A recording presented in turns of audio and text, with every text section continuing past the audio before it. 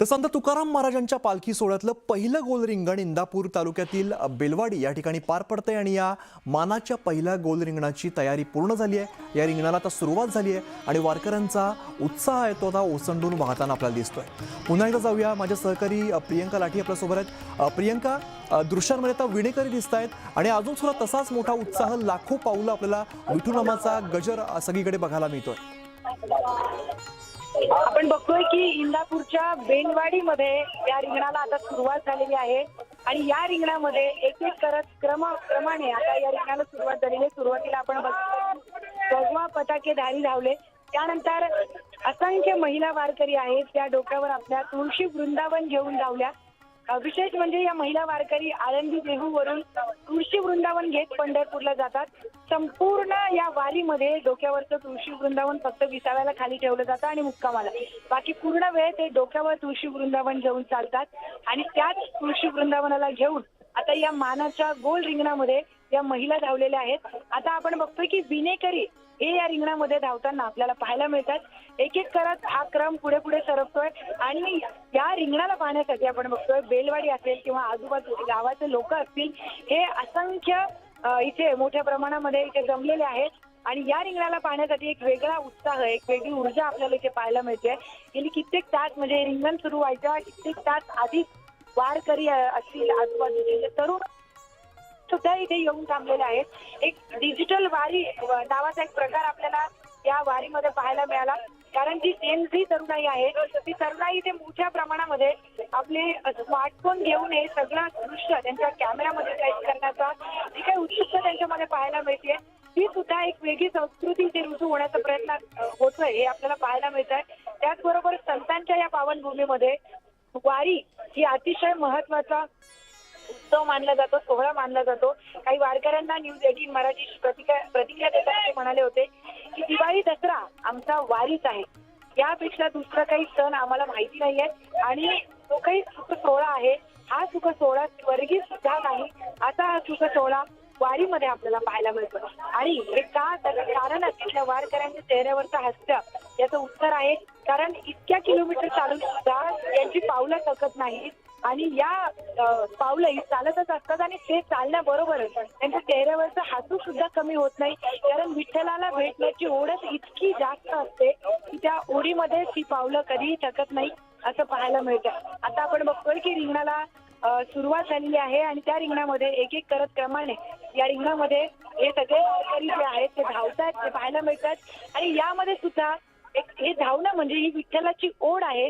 त्यामुळे या रिंगणामध्ये हे सगळे माऊली धावतात आणि जो काही मेन रथ आहे जगद्गुरु संत तुकाराम महाराजांच्या पालखीचा जे काही मेन रथ आहे त्या रथाला प्रदक्षिणा घातली जाते। एक गोल रिंगण पार पडते, त्यामुळे गोल प्रदक्षिणा इथे घातली जाते। काही ठिकाणी उभं रिंगण असतं, त्याचा एक वेगळा प्रकार आहे, मात्र इथे गोल रिंगण पार पडते।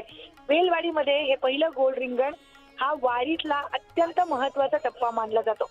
वारकरी संप्रदायामध्ये रिंगण म्हणजे भक्तीचा उत्सव, एक शिस्तीचं दर्शन आहे, कारण जी काही शिस्त आपल्याला वारीमध्ये पाहायला मिळते ते लाखो लोक एका ठिकाणी जमतात, मात्र त्या ठिकाणी कुठलीही अशी बेशिस्तपणा आपल्याला पाहायला मिळत नाही आणि हीच खरी वारकरी संप्रदायाची ताकद आपल्याला वारीमध्ये पाहायला मिळते। आणि रिंगणामध्ये ती आणखी जास्त पाहायला मिळते, त्याचं कारण असं की ज्या पद्धतीने गोलाकार करून इथे हजारो लोक बसलेले असतात रिंगण पाहण्यासाठी, त्यामध्ये बरोबर मध्ये हे रिंगण सुरू होतं आणि त्यानंतर एक एक करत हे वारकरी मंडळी या रिंगणामध्ये धावतात। ज्या पद्धतीने याचं नियोजन असतं ते खरंच वाखाणण्याजोगं असतं।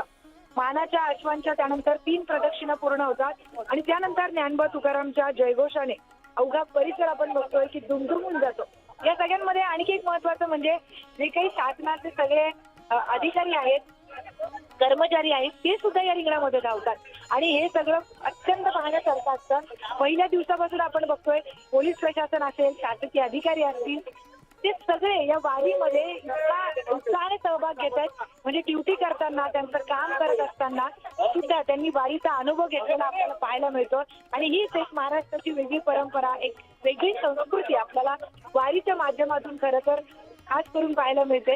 कारण जिथे प्रशासन, शासन, वारकरी, सामान्य लोक, शेतकरी, सगळ्या जाती धर्माचे, पंथाचे लोक इथे एकत्रित आलेले पाहायला मिळतात। जसं की आपण तुकाराम महाराजांनी सांगितलेलंच आहे, कृष्ण